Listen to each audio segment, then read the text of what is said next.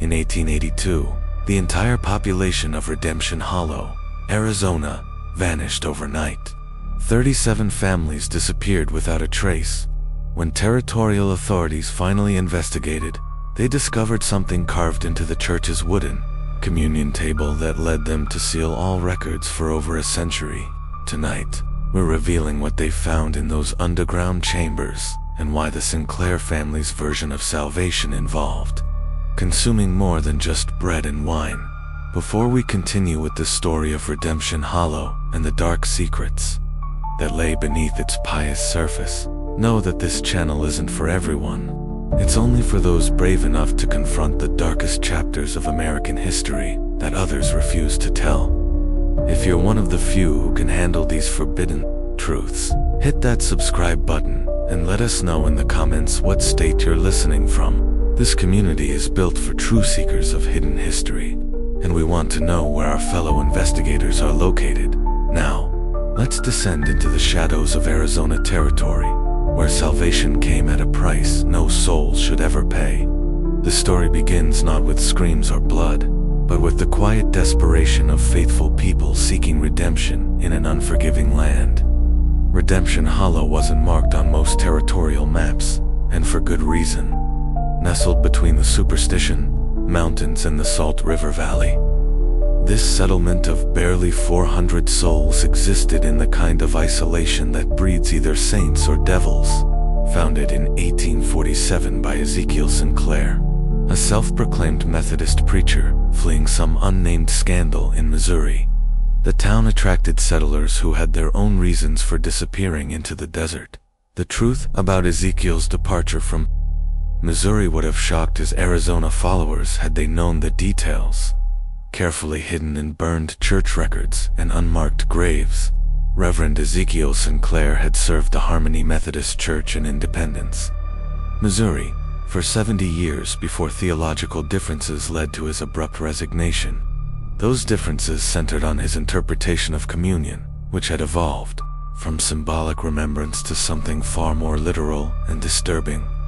The final incident in Missouri occurred during the harsh winter of 1846, when several members of Ezekiel's congregation went missing during a prolonged blizzard.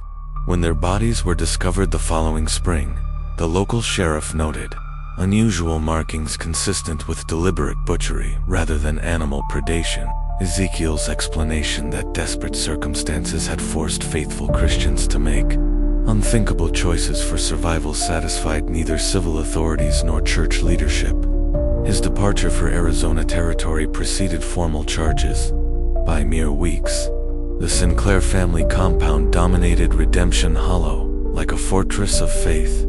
Built from red sandstone quarried from nearby cliffs, the main church could hold the entire population, while the adjacent family residences sprawled across 3 acres, connected to the church by underground tunnels that Ezekiel claimed were necessary for private spiritual counseling.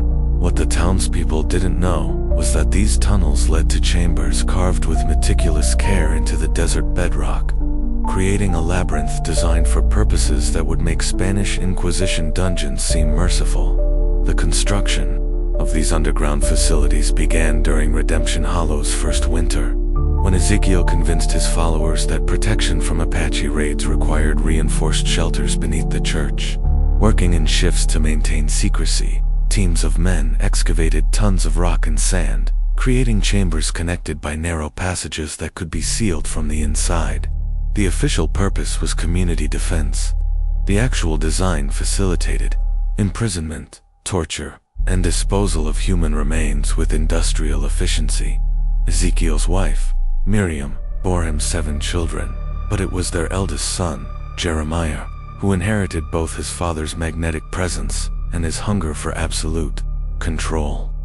Even as a child, Jeremiah displayed an unsettling combination of intelligence and cruelty, organizing elaborate games among the settlement's children that invariably ended with someone being punished for imaginary transgressions. By adolescence, he'd begun assisting his father with special counseling sessions in the underground chambers, showing an intuitive understanding of psychological manipulation that impressed even Ezekiel. By 1855, When Ezekiel died under mysterious circumstances, some said poison, others claimed divine judgment. Jeremiah had already established himself as the settlement's spiritual and temporal leader. At 26, he possessed the kind of dark charisma that could make murder sound like mercy, backed by an organizational mind that transformed his father's sporadic violence into systematic elimination of threats to Sinclair authority. The population of Redemption Hollow consisted primarily of failed prospectors, widowed homesteaders, and religious refugees from various Eastern denominations.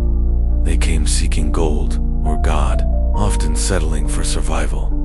The Apache raids of the 1850s had left many families broken, desperate for protection that only the Sinclairs seemed capable of providing. What they received instead was subjugation disguised as salvation, enforced through a combination of economic dependence and carefully orchestrated terror. Jeremiah's interpretation of Methodist doctrine bore little resemblance to Wesley's teachings. He preached that sin was a physical contamination that could only be purged through increasingly extreme acts of penance. Minor transgressions required public confession and fasting. More serious sins demanded isolation in the purification chambers beneath the church. But for those guilty of what Jeremiah deemed abominations against the divine order, only complete spiritual cleansing could save their souls and the souls of the entire community. The town's economy depended entirely on the Sinclair family's mysterious wealth. They owned the general store, the grain mill, and the only well that never ran dry, even during the worst droughts. Jeremiah claimed this prosperity was proof of divine favor, but the source of their capital remained carefully hidden. Property deeds and business records showed a pattern of acquisitions that coincided precisely with the disappearances of previous owners, suggesting that murder had been profitable as well as spiritually satisfying for the Sinclair family. October 13th, 1850 ATA, date that would forever divide Redemption Hollow's history into before and after. Thomas Crawford, a traveling merchant from Tucson, arrived with a wagon full of supplies and questions that should have remained unasked. Crawford had been trading throughout the territory for 15 years, and he possessed the kind of practical skepticism that comes from seeing humanity at its worst. He noticed things others missed, and what he noticed in Redemption Hollow filled him with unease. Crawford's practiced eye immediately detected the subtle signs of a community living under systematic oppression. The settlement seemed prosperous enough, but he observed children who flinched when adults spoke too loudly, women who hurried past the church with downcast eyes, and men whose conversations ceased abruptly whenever strangers approached. Most disturbing were the families he'd traded with the previous year, who were nowhere to be found. Their homes occupied by nervous newcomers who claimed the previous residents had moved on to better opportunities. The merchant's first mistake was asking direct questions about these missing families. When he inquired about the Pattersons, who'd purchased significant quantities of farming supplies just 6 months earlier, he was told they'd received urgent word of inheritance opportunities in California and departed immediately.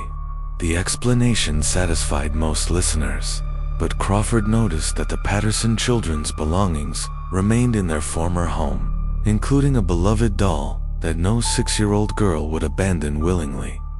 Crawford's second mistake was expressing skepticism about Jeremiah's increasingly elaborate sermons regarding divine judgment and purification. During his 2-day stay, he attended Sunday's service and witnessed the preacher deliver a theological discourse that transformed Christian doctrine into something unrecognizable. Jeremiah spoke of communion as literal consumption of sin, of purification through fire and blade, and of the chosen few who were called to cleanse the world through sacred consumption. The Lord commands us to be fishers of men, Jeremiah proclaimed from his pulpit, his voice carrying the hypnotic cadence that held his congregation spellbound. But fishing requires proper preparation of the catch. The contaminated flesh must be purged of sin before it can nourish the righteous. Those who resist this purification endanger not only their own souls, but the spiritual welfare of our entire community. Crawford's final mistake was discovering the narrow cellar door hidden behind the church's altar during an evening when he'd sought shelter from a sudden sandstorm. The merchant had intended merely to wait out the weather in the church vestibule, but his curiosity was aroused by sounds echoing from beneath the building. Sounds that resembled human voices raised in distress rather than prayer. What, Crawford found in that underground chamber would haunt his final hours and create the first documented evidence of the Sinclair's true nature. The room was carved directly from the bedrock, its walls lined with iron shackles and peculiar drainage channels that led to a central depression. The floor bore stains that no amount of scrubbing could remove, and the air reeked of something far worse than death. It carried the stench of deliberate desecration of human dignity, systematically destroyed through ritualized torture. The chamber contained implements that belonged in no Christian facility, restraining devices designed to hold struggling victims, cutting tools arranged with surgical precision, and collection vessels positioned to capture fluids from suspended bodies. Carved into the stone walls were biblical verses, but twisted to justify unspeakable acts. Take, eat, this is my body, and he that eateth my flesh, and drinketh my blood, dwelleth in me. But it was the wooden table at the chamber's center that revealed the full horror of Redemption Hollow's secret. Carved into its surface were 31 names, each accompanied by a date and a single word, cleansed. The most recent entry, dated just 2 weeks prior, belonged to the Patterson family, all 4 members, including their 6-year-old daughter, Sarah, whose doll still sat on her former bedroom windowsill. Crawford's discovery lasted perhaps 10 minutes before Jeremiah's voice echoed through the chamber like thunder from a vengeful God. Brother Crawford, you seem to have lost your way. The preacher emerged from the shadows with 3 other men, Marcus, Samuel, and church deacon William Haysdare, faces bearing the kind of calm that accompanies absolute certainty. But perhaps this is divine providence. Perhaps your soul, too, requires cleansing. The merchant tried to flee, but the underground passages formed a maze designed to prevent escape. His captors pursued him through tunnels that connected 2 chambers even more horrifying than the first, including preparation. Rooms where human remains were processed with the same care other communities applied to livestock slaughter. Crawford's screams echoed through the labyrinth as he realized the true purpose of Redemption Hollow's prosperity. The Sinclairs had created an efficient system for murdering travelers and transforming their deaths into both spiritual justification and economic profit. The merchant's screams echoed through the tunnels for 3 days and nights. Though the townspeople were told he suffered from desert fever and required intensive spiritual healing, those brave enough to pass near the church during those October nights reported hearing sounds that no human throat should make, punctuated by Jeremiah's voice reading scripture in languages that predated Christianity, mixed with what sounded like surgical procedures conducted without anesthesia. On the 4th morning, Jeremiah announced that Brother Crawford had achieved complete spiritual purification and departed for California, carrying letters of introduction to fellow believers. His wagon and horses were seen leaving town just after dawn, driven by a figure bundled against the morning chill. But Sarah Mackenzie, whose insomnia had her watching from her kitchen window, swore the driver's movements seemed wrong somehow, too stiff, too deliberate, like a marionette controlled by unseen strings. Crawford's departure marked the beginning of a new phase in Redemption Hollow's descent into darkness. What had been occasional disappearances became a monthly ritual, timed with the lunar cycle and justified by increasingly elaborate theological explanations that turned murder into sacrament and cannibalism into communion with the divine. Years following Crawford's spiritual departure saw Redemption Hollow transform from a struggling frontier settlement into something that existed beyond the reach of territorial law or Christian conscience. Jeremiah, now 53, and bearing the bloated confidence of a man who'd never faced consequences for his actions, initially viewed Margaret as an opportunity rather than a threat. Her Eastern refinement and educational credentials would enhance Redemption Hollow's reputation, while her obvious vulnerability as a single woman in dangerous territory would ensure her dependence on his protection. What he failed to recognize was the steel beneath her proper Victorian exterior and the analytical mind hidden behind her gentle demeanor. Margaret's first weeks in Redemption Hollow passed without incident. She established her school in the church's upper room, taught reading and arithmetic to 37 children, and attended Sunday services with appropriate reverence. But her training in rational inquiry and her natural empathy for suffering made her notice discrepancies that longtime residents had learned to ignore. The children spoke of missing playmates with a matter-of-fact acceptance that chilled her. When she asked about the Morrison boy, who'd apparently vanished the previous spring, her students explained that he'd been called home to Jesus during a special purification ceremony. Similar explanations accounted for the absence of other children, always following some period of behavioral problems or family difficulties. More disturbing were the subtle signs of malnutrition and psychological trauma among her students. Despite Redemption Hollow's apparent prosperity, many children bore the hollow-eyed look of chronic hunger.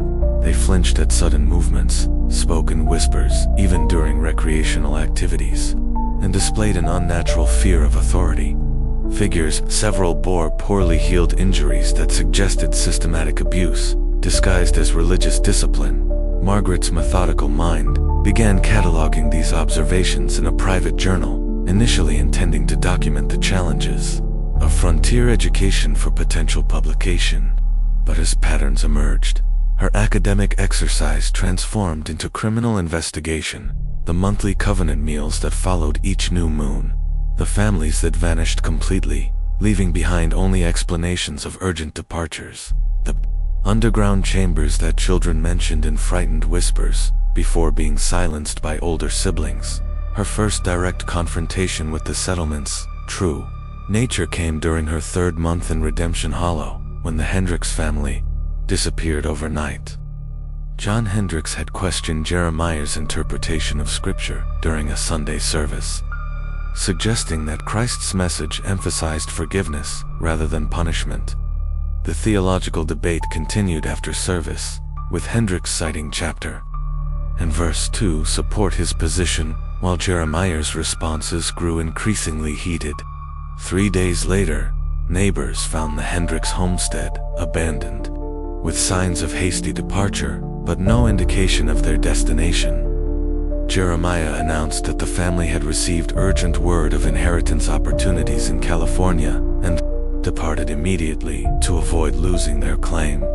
Their property, naturally, would be held in trust by the church until their return. Margaret knew the Hendricks family personally. She taught their 3 children and had taken Sunday dinner with them just days before their departure. She also knew that John Hendricks had recently broken his leg in a farming accident and could barely walk, let alone undertake a journey to California. When she expressed these concerns to other community members, she was met with nervous silence or gentle suggestions that Eastern ladies sometimes misunderstood frontier realities. Margaret's investigation might have ended with cautious speculation, if not for the discovery that transformed her from curious observer to desperate fugitive. While organizing her classroom after a particularly difficult day with increasingly frightened students, she knocked over a loose floorboard that revealed a child-sized hiding space beneath. Inside, wrapped in oilcloth and hidden with the desperate care of someone expecting death, was a journal belonging to 12-year-old Billy Morrison, the boy whose disappearance her students had explained with such disturbing acceptance. Billy's journal chronicled his growing awareness of Redemption Hollow's true nature with the brutal honesty that only children possess. He'd witnessed his father's trial through a crack in the church floor, watching as Marcus Sinclair read charges of adultery based on evidence that Billy knew was fabricated. He'd seen his mother dragged to the purification chambers and heard her screams for 3 nights before the sounds stopped forever. Most horrifically, he'd watched through his bedroom window as figures moved between the church and cemetery in the dark hours before dawn, carrying bundles that were too large to be supplies and too carefully handled to be anything but human remains.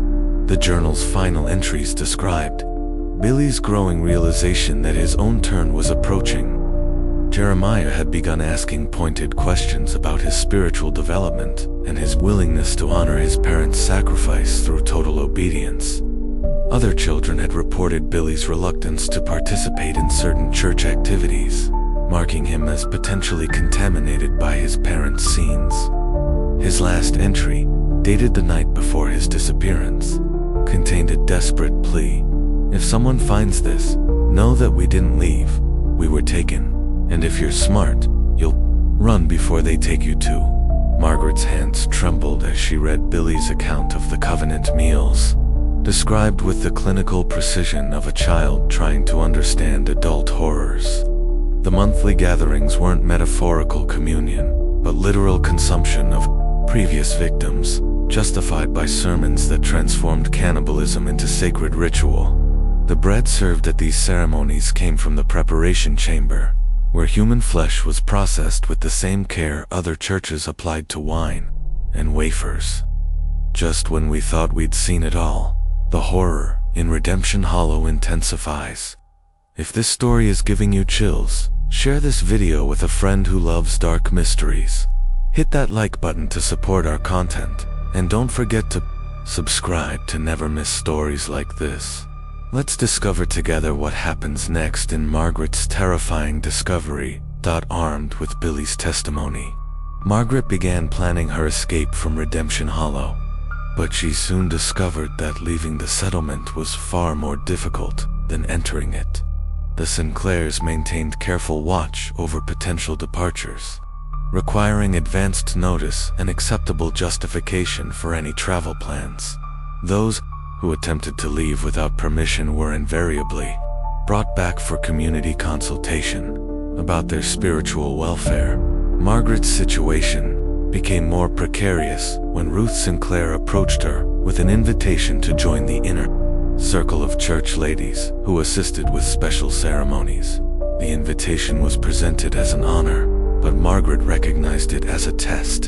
Her acceptance would grant her access to the full truth about Redemption Hollow's practices, but it would also make her complicit in murders she couldn't prevent or escape. The October Covenant meal approached like an execution date. Margaret knew she had perhaps days before her refusal to participate marked her as spiritually contaminated and therefore eligible for purification. Her desperate search for escape routes led her to explore the settlement's outer boundaries, where she made a discovery that revealed the true scope of the Sinclair's crimes.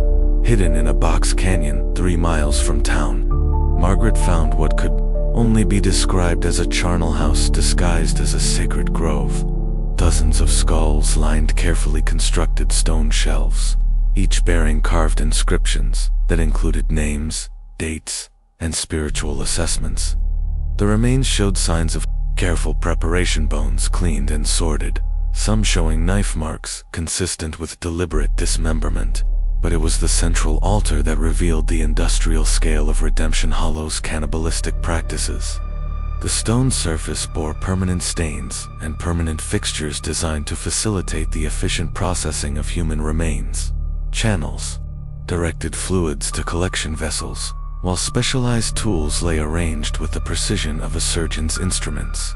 This wasn't the site of occasional ritual murder, but of systematic human harvest.